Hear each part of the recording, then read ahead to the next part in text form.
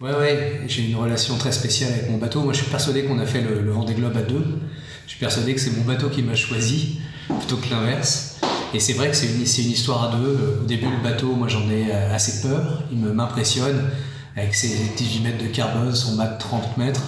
Et puis, au fur et à mesure, ça devient mon ami. Et ça devient celui qui parle aux éléments. Et c'est vrai que c'est une histoire d'amitié ou d'amour, je trouve.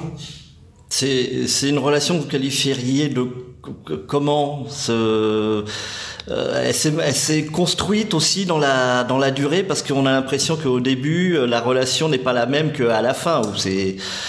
Bien sûr, déjà il y a la façon dont je lui parle. Au début c'est le bateau et puis à la fin c'est Roi, donc je l'appelle par son prénom. Au début j'ai peur d'y aller. Et donc je suis en train de me poser 1000 questions pour savoir si je suis capable de le faire. Et je suis dans mes doutes, dans mes atermoiements. Et le bateau, il avance. Lui, il doute pas. Lui, il sait qu'on va faire le Vendée Globe. Et donc c'est quelque part lui qui m'a emmené. Même si c'est moi qui ai réglé ses voiles, même si je l'ai servi pendant tous ces jours, c'est lui qui m'a emmené sur le Vendée Globe.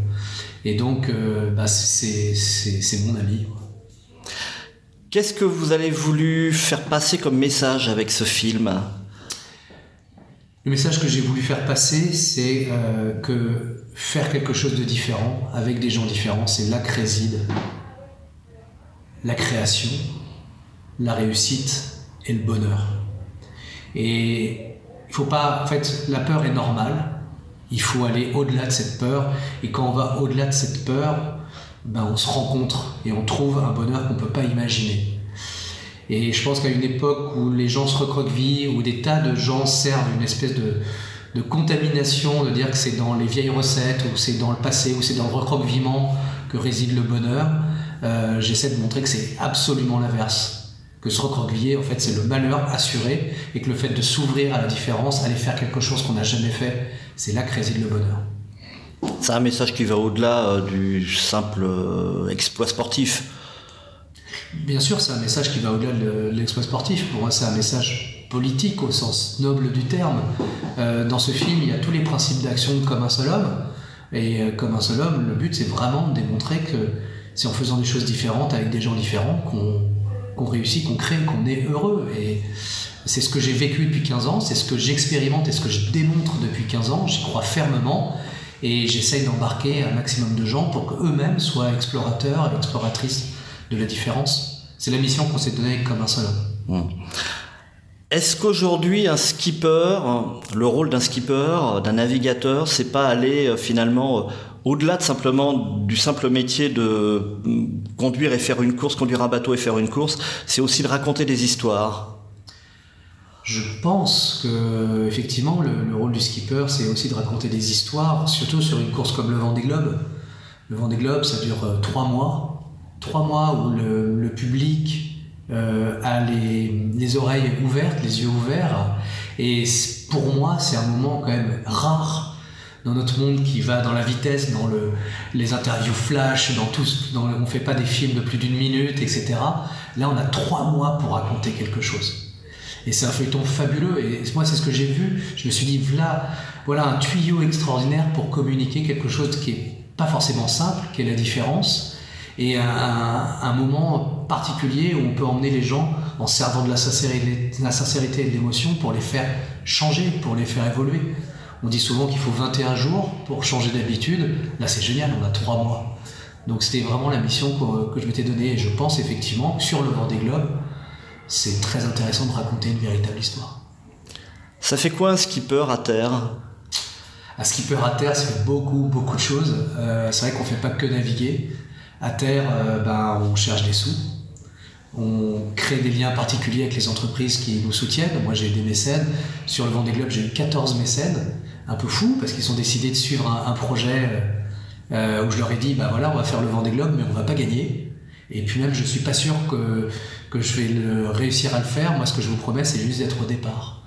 Et donc, c'est créer cette relation avec ses partenaires, c'est aller voir les médias, c'est gérer une entreprise aussi, parce que au moment du Vendée Globe, on était une dizaine chez Comme un seul homme, donc c'est être DRH, directeur financier, il y a des tas de métiers en fait, Donc on est très très occupé. Le Vendée Globe pour moi ça a été vraiment du 100% partout.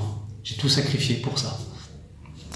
L'aspect budgétaire, l'aspect commercial, il se retrouve où? Vous êtes toujours en train de chercher de l'argent, des mécènes, des sponsors peut-être?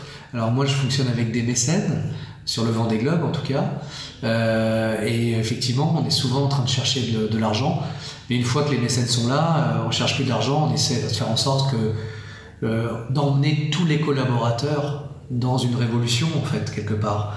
Et au sein de Comme un seul homme, il y avait 80 000 collaborateurs qui suivaient l'aventure, et mon objectif c'était qu'ils fassent qu'ils réalisent un changement de conscience sur la différence, qu'ils se disent que la diversité humaine c'est pas juste une croix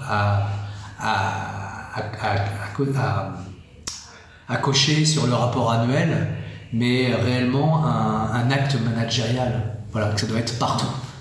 Et c'est une mission qu'on a bien réalisée, donc j'en suis très heureux. La prochaine mission, ce sera quoi? C'est une grande chasse au trésor interactive que l'on commence en septembre prochain. On va partir à la quête des clés de l'harmonie.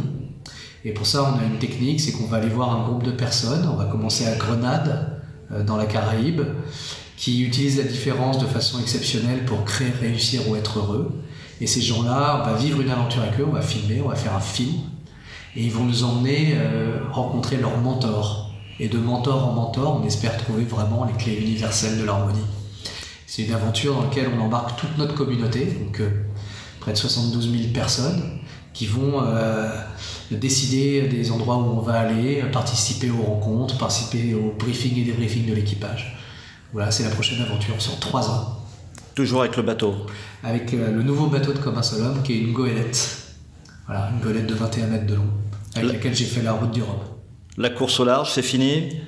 La course au large, c'est fini pour le moment. Pour l'instant, c'est cette aventure que je veux monter. J'ai plein d'autres idées, je veux écrire un livre, il y a plein de choses en cours. Il y a ce film aussi. Maintenant, la course au large, si quelqu'un me propose d'aller faire une course en équipage ou en double, etc., je serais ravi d'accepter. Parce que la course, j'ai ça aussi en moi. Mais pour l'instant, organiser moi-même un projet course, non. Mais à l'avenir, peut-être, on verra.